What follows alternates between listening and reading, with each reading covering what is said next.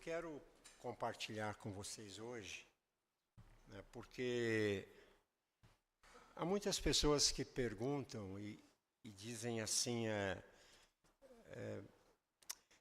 por diferentes razões, né, vamos dizer, por questões pessoais, às vezes por uma questão de estarem passando um estresse na vida, ou às vezes uma depressão profunda, né?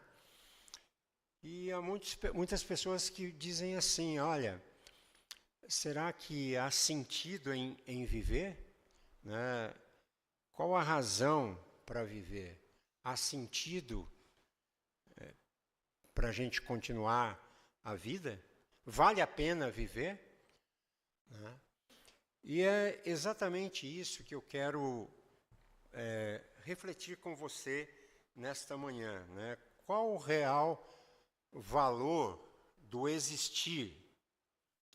Por que você vive? Que razão tem? Onde se encontra razão para viver? Tem muitas pessoas que estão fazendo esse tipo de pergunta, olhando a vida como um todo, com tanta coisa acontecendo no mundo, qual a razão de viver? Para que viver? Né? E não somente o para que viver, mas como processar a vida para nós encontrarmos uma certa suficiência enquanto passamos pela Terra. Certa vez eu fiz eu citei aqui uma sugestão que foi dada sobre a vida, sobre desde o momento em que a gente nasce até o momento que a gente está indo embora, vamos dizer assim. Então alguém fez essa sugestão, de 0 a 10 anos, brinque o que você puder. De 10 a 20, estude o que puder. De 20 a 30, especialize-se no que puder. Dos 30 aos 40, ganhe o dinheiro que puder. E dos 40 aos 60, lidere o que puder. E dos 60 para lá, arrume um jeito de ir tranquilizando tudo como puder. Achei interessante. Existem, então, aqui na Bíblia, 2 textos interessantíssimos com visões antagônicas, uma diferente da outra, que, na verdade, expressam realidades da vida, realidades do viver. E, de certa forma, mostram estes textos como que essas pessoas enxergam a vida com sentidos diferentes. E são estes 2 textos que nós estamos sugerindo aí nesta manhã. O primeiro texto é de um homem que, ao que tudo indica, né, não diz quem é o escritor de Eclesiastes, mas se deduz que seja Salomão, o grande sábio, pela forma, pelo jeito que se escreve. Então, Eclesiastes capítulo 2, os versículos 10 e 11, dizem assim: tudo aquilo que os meus olhos desejaram, eu não lhes neguei, nem privei o meu coração de alegria alguma, pois eu me alegrava com todas as minhas fadigas. E isso era a recompensa por todas elas. Considerei todas as obras que as minhas mãos fizeram e o trabalho que eu com fadigas havia feito. E eis que tudo era vaidade e correr atrás do vento, e nenhum proveito havia debaixo do sol. Este é o primeiro texto, né? Uma visão que, vamos dizer, este homem tinha a respeito da vida. Mas tem uma outra visão que está em 2 Timóteo, escrita, então, pelo apóstolo Paulo, na sua segunda carta, ao jovem pastor Timóteo, e ele, numa frase, ele definiu a vida dele. Ele diz assim, no capítulo 4, versículo 7, combati o bom combate, completei a carreira e guardei a fé. O primeiro texto vai descrever um homem avaliando a sua vida assim, e vendo a vida de uma forma absolutamente desencontrada, vamos dizer assim. A sua percepção não é nada positiva, né? Basta a gente ver os textos anteriores do livro de Eclesiastes, né? No capítulo 1, a gente vai verificar aí o que estava acontecendo. Capítulo 1, os versículos 2 a 3 de Eclesiastes. E ele diz, vaidade de vaidades, diz o pregador. Vaidade de vaidades, tudo é vaidade. Que proveito alguém tem de todo o seu trabalho com que se afadiga debaixo do sol? Então, aqui, ao que parece, ele está vendo uma grande inutilidade da vida.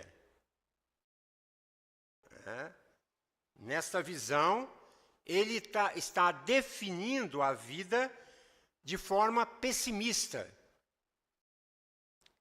Talvez nós diríamos assim, de uma forma cínica, que é parecida como que se fosse assim uma bolha de sabão. Que ela sai aquela bolha e ela depois explode, acaba. Por isso a palavra vaidade aqui, no original, ela também se traduz como inutilidade. Tá? Ou a expressão que ele vai usar no versículo 11, é a expressão correr atrás do vento. Surge então, essa parte, correr atrás do vento, surge em muitas nuances neste livro aqui. Eu li um conto, certa vez, que se parece muito com o livro de Eclesiastes. E este conto dizia o seguinte: de quanta terra precisa um homem?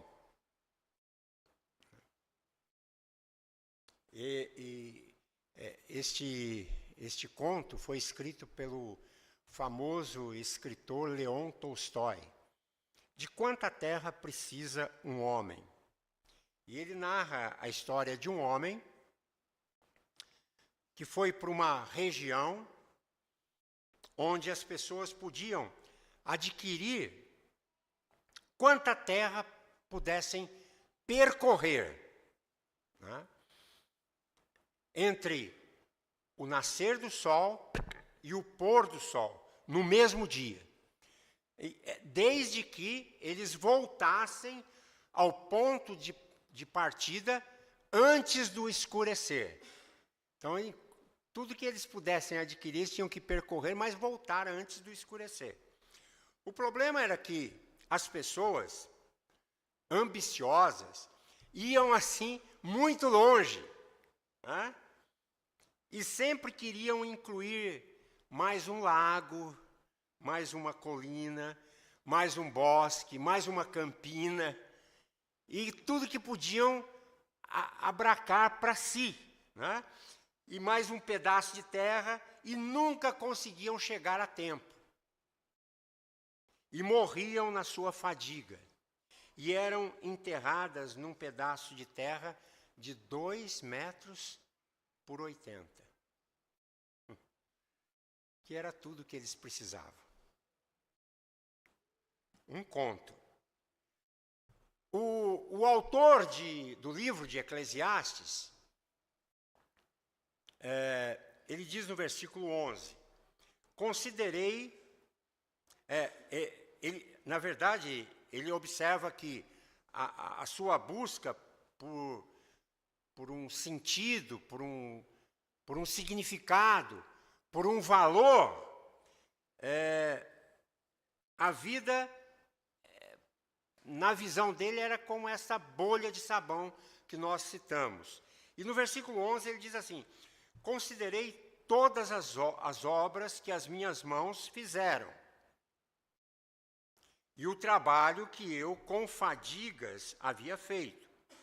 E eis que tudo era vaidade e correr atrás do vento, e nenhum proveito havia debaixo do sol. Tudo era fadiga, correr atrás do vento.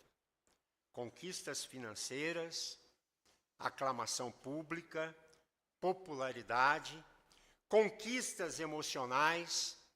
O resultado era o cansaço, a vaidade, a inutilidade e a falta de sentido.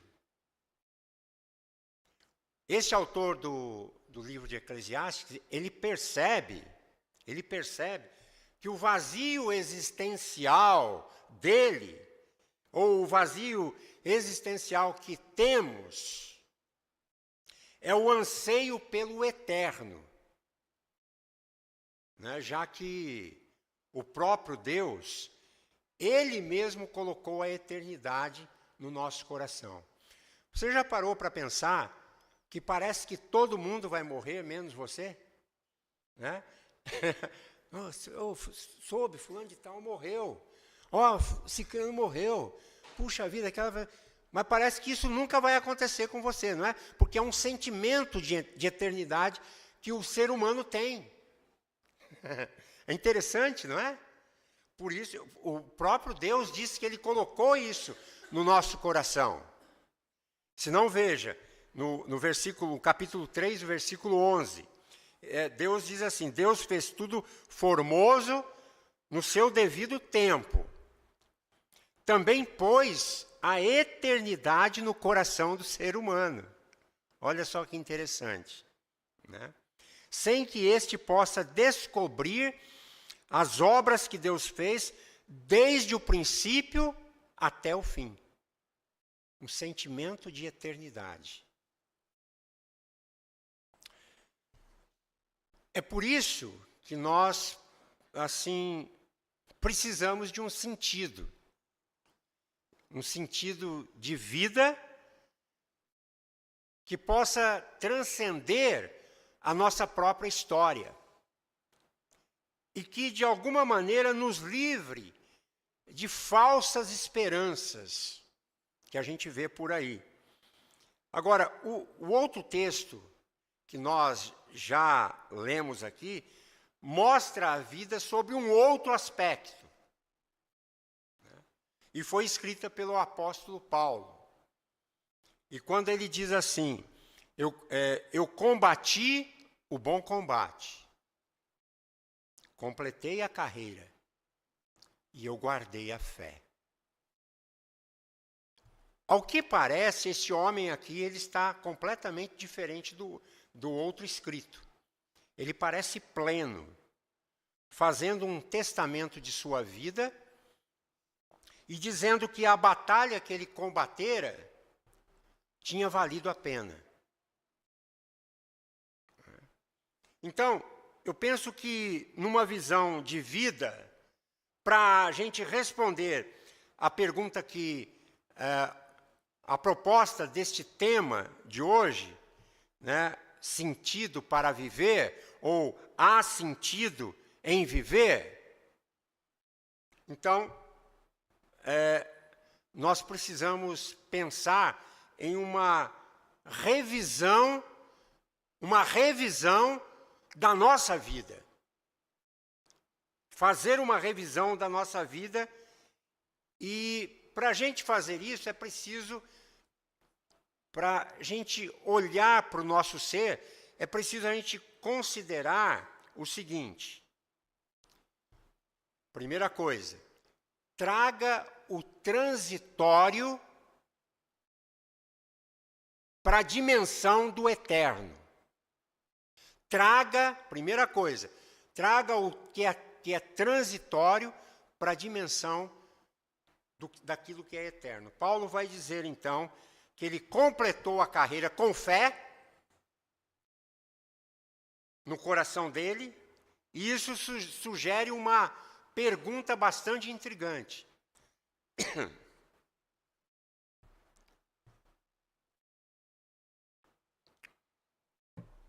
E a pergunta é esta: onde está a vida que perdi tentando encontrá-la? Nós estamos sempre tentando analisar a vida na perspectiva do aqui e do agora. No entanto, o grande desafio que a gente tem agora pela frente é nós colocarmos a nossa vida na dimensão do eterno, da eternidade. Tem um escritor chamado Brennan Manning, não sei se vocês já ouviram falar, um pastor norte-americano, e ele afirma que todo cristão deveria viver a sua vida com a consciência clara da sua transitoriedade. Todo cristão devia se posicionar e saber que a sua vida vai passar. Tudo aqui vai acabar. Mas a gente não quer encarar essa realidade. Então, quando você tem essa consciência da sua transitoriedade, você vive melhor. Você vai vivendo cada fase da sua vida da melhor maneira que você pode. Não é? E aí, a gente ouve muita pergunta: quantos anos você tem? Essa é uma pergunta que é feita costumeiramente. Escuta, quantos anos você tem? Vocês já ouviram falar de Rubem Alves? Rubem Alves. Rubem Alves foi um psicanalista, educador, teólogo, escritor e foi também pastor presbiteriano. E ele afirma que a pergunta certa deveria ser outra. A pergunta certa não é esta que a gente faz: quantos anos você tem? Mas quantos anos eu já gastei? Né? Porque você não tem mais o que gastou. Tá? Então é assim: tenha uma missão maior do que a sua carreira. Um dos grandes problemas da vida é reduzir a nossa existência à nossa carreira profissional. O mundo, assim, o mundo corporativo que existe hoje, muito intenso, muito forte, a competitividade do mercado, fazem com que a nossa existência seja focada apenas nas realizações. Né? Muitos de nós ignoramos o que Paulo tinha,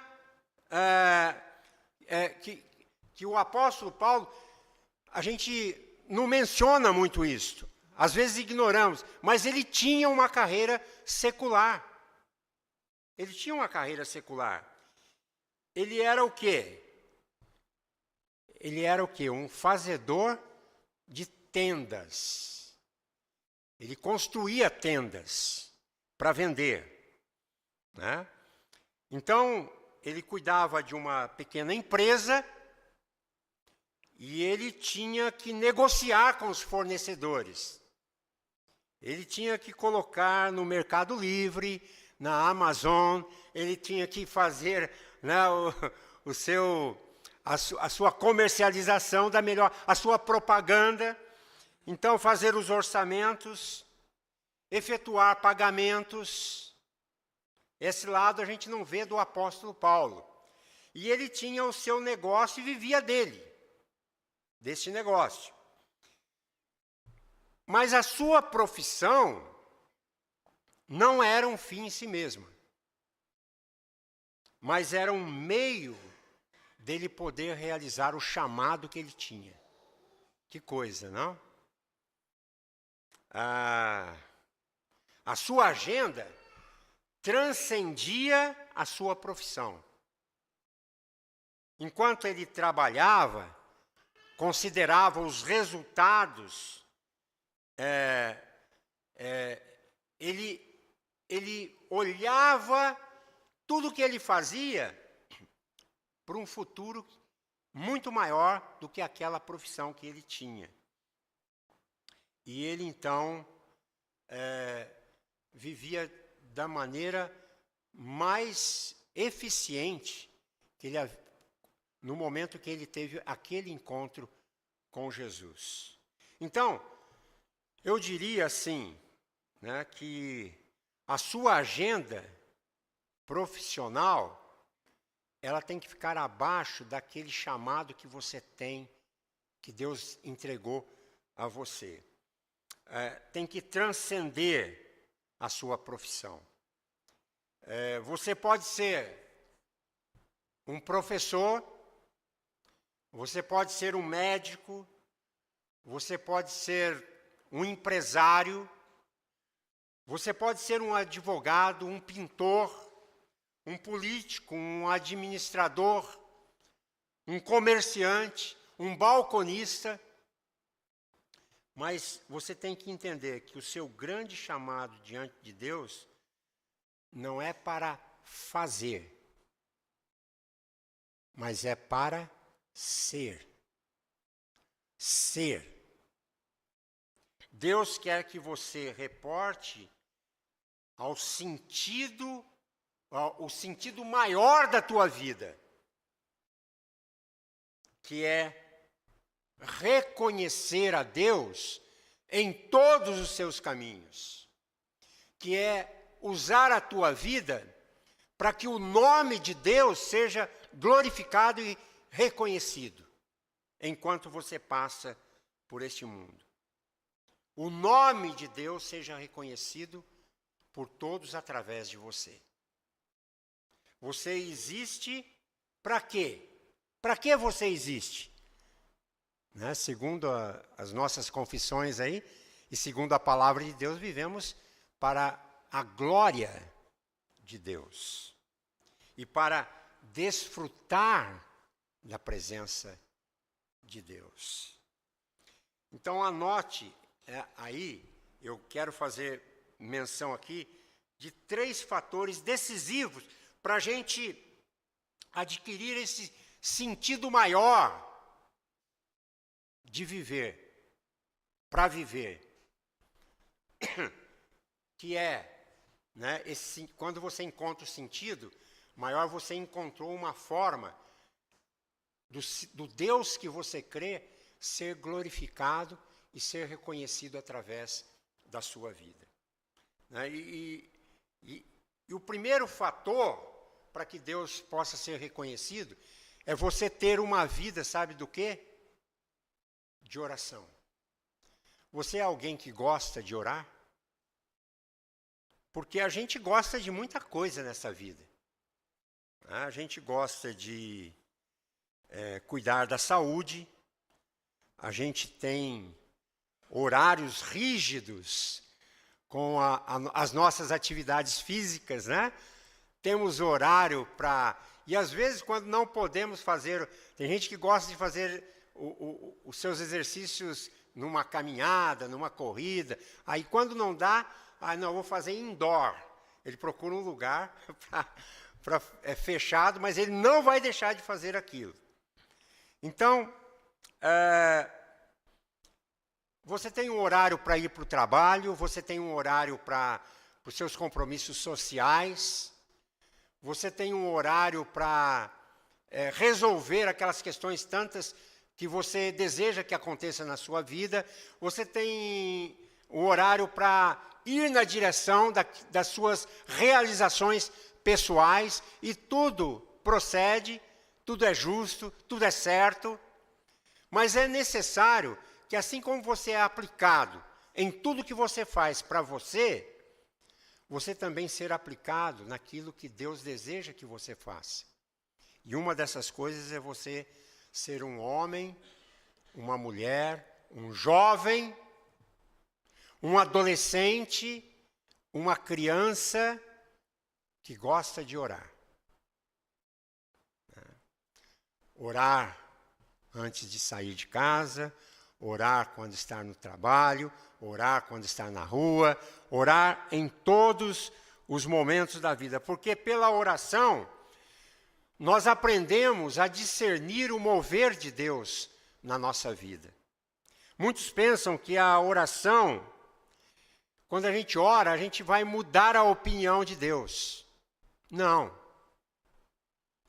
Quando a gente ora, a gente pensa que vai mudar o coração de Deus. Não. Quando a gente ora, às vezes Deus não vai dar aquilo que a gente quer. E, na verdade, a oração, a prática da oração, é a forma que Deus deixou para você aprender a perceber a vida. Na oração, Deus não é mudado. Mas através da oração, nós somos mudados. Por isso a oração tem um papel importante na vida daquele que crê. Não adianta a gente querer ser de Jesus, mas eu não gosto de orar, eu sou de Jesus, mas negócio de oração não é comigo, não. Quem gosta e quem ama Jesus e entregou a sua vida, não consegue viver sem oração. Não consegue viver sem falar com Deus. Falar com Deus é a coisa mais excelente. Naquele momento bom, que você está feliz, está alegre, e naquele momento que você está pesado, você está ali, quem sabe, sozinho em algum lugar, puxa, não tem mais ninguém por aqui. E é nesta hora, você pode se recolher a algum lugar, ou ali mesmo onde você está. Senhor, estou sozinho, estou precisando da tua companhia, estou precisando que o Senhor segure as minhas mãos, não sei o que decidir, não sei que escolha fazer, estou diante de um impasse e eu não sei que decisão tomar. E quando você faz isso, Deus começa a agir na tua vida, não para mudar o coração dele, mas para mudar a sua própria vida para melhor. Então, na verdade, a oração é a forma de Deus fazer você perceber o que precisa ser mudado em seu coração. Os grandes homens e mulheres que existiram no passado e que existem até hoje, e que são bem-sucedidos na vida e que encontraram sentido para a vida, foram aquelas pessoas que se esmeraram numa vida de oração. Que você possa ter, todos os dias, uma vida de oração. O segundo fator é a leitura e a reflexão da palavra de Deus. Se quer encontrar sentido para a vida, todos os dias você precisa refletir na palavra de Deus. A palavra de Deus, ela fala com você. Ela mostra para você o caminho. Ela te dá diretrizes. Porque não é só um livro registrado com os dizeres de Deus, mas é um livro que se discerne espiritualmente. Quando você abre a palavra de Deus, não sei se acontece com você, mas comigo sempre acontece. Eu começo a ler e percebo que este livro, a Bíblia Sagrada, é um livro totalmente diferente. Porque não é só eu lendo aquele livro, mas é a ação do Espírito Santo falando ao nosso coração. É Deus ali do nosso lado, tocando o nosso coração e nos fazendo entender o que Ele quer que a gente entenda. E coisas vão sendo mudadas, questões vão sendo tratadas. Por quê? Porque você entendeu que sentido da vida é através de uma vida de oração e através da leitura da palavra de Deus. Porque isso mostra o fato de que Deus está movendo na sua história. Ele não é um Deus distante, mas ele sempre agiu de forma poderosa na vida do seu povo, na vida das pessoas que creram nele, na vida da humanidade. A Bíblia nos ajuda a termos sensibilidade para com Deus e nos ajuda a fugir do pecado. Mas um terceiro fator é você ter uma vida de comunidade, como a que nós estamos tendo nessa manhã aqui. Quando juntos com outros irmãos, somos aconselhados, somos encorajados a buscar a presença de Deus, a viver esse Deus, a desfrutar desse Deus, a ver o mover deste Deus nas nossas vidas. E em comunidade nós podemos fazer isso. No versículo, no texto do capítulo 4 de Timóteo, 2 Timóteo, ele diz assim: por isso, antes de querer guardar qualquer outra coisa deste mundo, guarde a sua fé, cultive a sua fé. Ele vai dizer então, que combati o bom combate, eu terminei a carreira e eu guardei a fé. Então, nós podemos afirmar que há sentido na vida. Por quê? Porque tem uma pergunta: o que é guardar a sua fé? Você já parou para pensar isso? Terminei a carreira e guardei a fé. O que é isso? Isso é nada mais, nada menos, sabe do que o quê? Que enquanto você passa pela vida, você cultiva a sua fé. Você pratica a sua fé. Você alimenta a sua fé. Então, quando você guardar a fé, porque no céu não vamos precisar mais de fé, estaremos para sempre com Deus. Mas enquanto você vive aqui, você vai cultivando, alimentando a sua fé através da oração, através da leitura da palavra de Deus. E aí a gente pode afirmar, sim, que a vida tem sentido quando eu encontro essas orientações no meu existir. E lá no 1 Timóteo, no capítulo 18, capítulo 1, versículos 18 e 19, diz assim: esta é a admoestação que faço a você, meu filho Timóteo, segundo as profecias que anteriormente foram feitas a seu respeito, que firmado nelas, você combata o bom combate, mantendo a fé e a boa consciência, porque alguns, tendo rejeitado a boa consciência, vieram a naufragar na fé. Então, nesta manhã aqui, eu quero desafiar você a revisar a sua vida, e chegar à conclusão de que sim, há sentido em viver quando você cultiva a prática da boa consciência. Você já parou para pensar uma vez assim que você disse a alguém: por que ele está assim? Porque ele fez uma coisa errada e a consciência dele está pesada. Porque ao longo da vida nós somos confrontados, sabe o quê? E pressionados a assumir posições contrárias àquilo que a gente crê. Quantas vezes no trabalho, ou na vida, ou em casa mesmo, por influência de algum parente, a pessoa vai induzindo você a um tipo de erro, mas aquilo não é o que você acredita. E quando decidimos de acordo com a nossa consciência, sabe qual que é o resultado? Paz. E por isso o texto diz: de acordo com a sua boa, tendo rejeitado a boa consciência, vieram a naufragar na fé.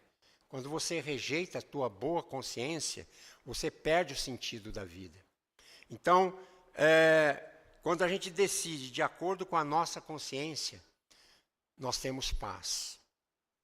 Mas quando fazemos o contrário, ferimos a nossa própria consciência e a nossa fé vai naufragar. E isso não é nada bom.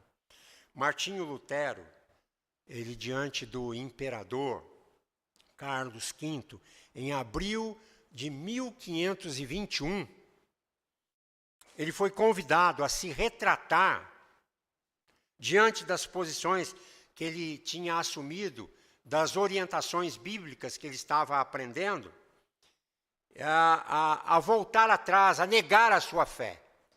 E qual foi a resposta de Martinho Lutero? Ele disse assim: imperador, a minha consciência é cativa da palavra de Deus.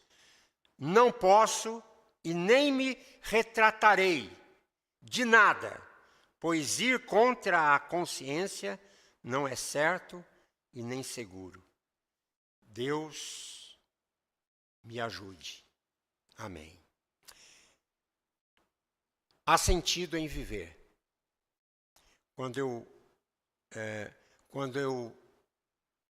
Por exemplo, quando eu não restringo a minha vida ao discurso do escritor de Eclesiastes, quando enxerga a vida apenas nesta dimensão aqui do mundo e define tudo como inútil e correr atrás do vento, como uma bolha de sabão que explode, que de repente tudo se acaba e ponto. Não. Mas que você possa enxergar a vida sob o ponto de vista de combater o bom combate aqui, terminar a sua carreira aqui, porém levar para a eternidade o que você guardou e cultivou durante toda a sua vida, a sua fé.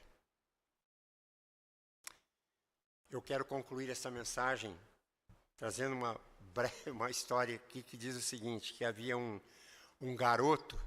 garotinho,